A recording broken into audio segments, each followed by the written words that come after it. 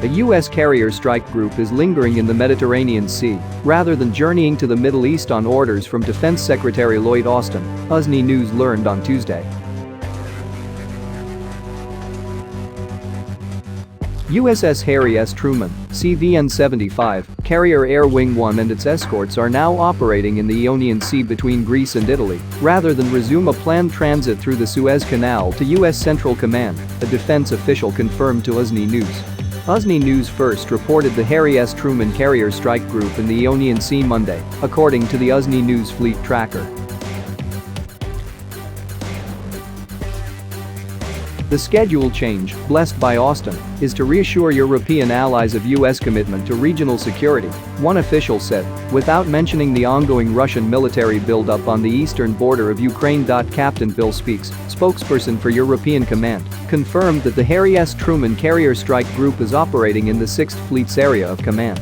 He could not comment on future operations as these deployments are dynamic in nature and due to our operational security policy. The ongoing border tensions between Moscow and Kiev have been building over the past 2 months after Russia began moving troops near Ukraine. Satellite images published by the BBC show buildup of Russian troops from as early as November 9 in Russian cities around Ukraine, including in Crimea, which Russia invaded in 2014.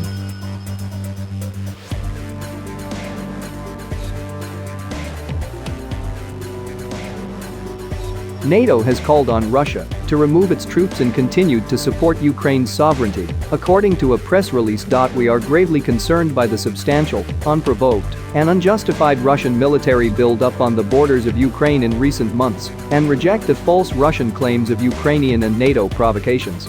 We call on Russia to immediately de-escalate, pursue diplomatic channels, and abide by its international commitments on transparency of military activities, according to the NATO press release from December 16.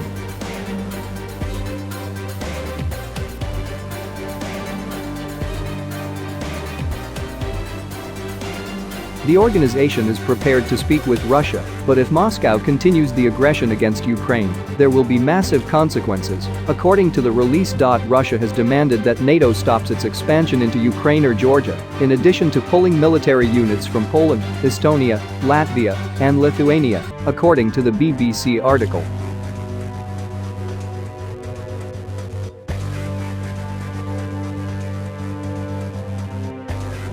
The United States and Russia will meet on January 10 to discuss the rising tensions over Ukraine. President Joe Biden and Russian President Vladimir Putin spoke on December 10 about Russia's forces, with Biden saying there would be economic consequences if Russia continued to escalate its military, according to a White House readout from the call. President Biden reiterated his support for Ukraine's sovereignty and territorial integrity and called for de-escalation and a return to diplomacy, according to the readout.